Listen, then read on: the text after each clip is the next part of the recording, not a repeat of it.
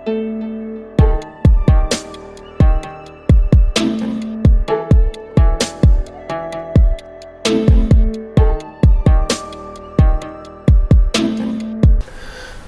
is up, my fellow gamers? This is Proto from Average Gamers, and I am doing another video, new thing I'm doing called Nostalgic Corner. So, if you saw what the thumbnail was, you got pretty much an idea of what this video is about. So, basically, this is the console wars of when I was growing up, and I grew up in the 90s. Now I know everybody's gonna have their own different look at the console wars depending on how they grew up, but this is just from my point of view of it. So let's get started.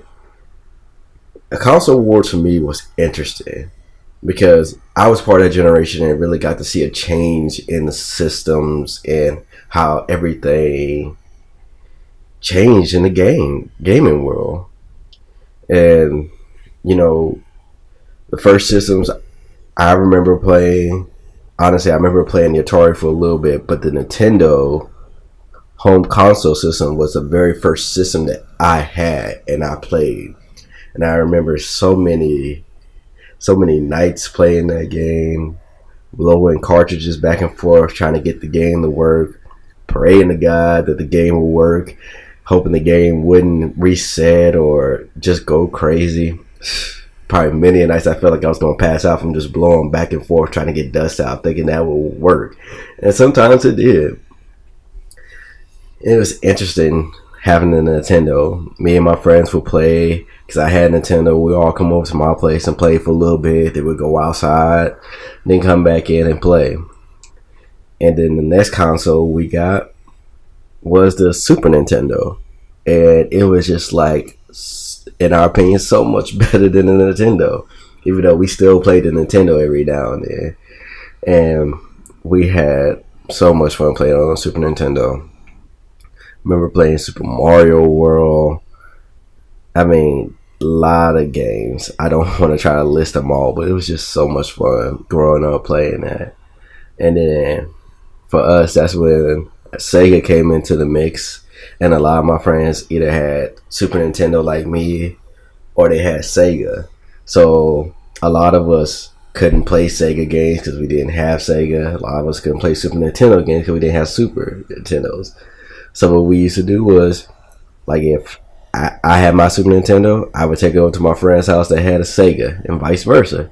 That way we all play. That's how I got a chance to play Sonic and fell in love with Sonic and everything.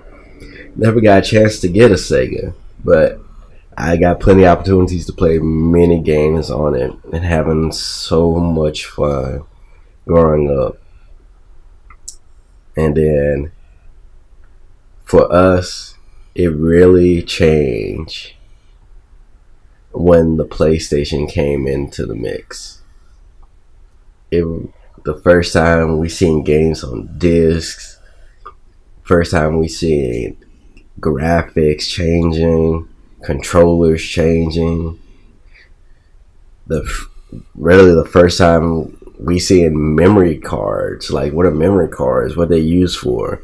Transfer memory. I remember I had to have like so many different memory cards. I had to label them so I made sure I wouldn't confuse them or wouldn't delete the memory. And it was, PlayStation was interesting. It really changed our way of looking at how we play games and having so much fun on it. I remember I had a memory card for all my sports games.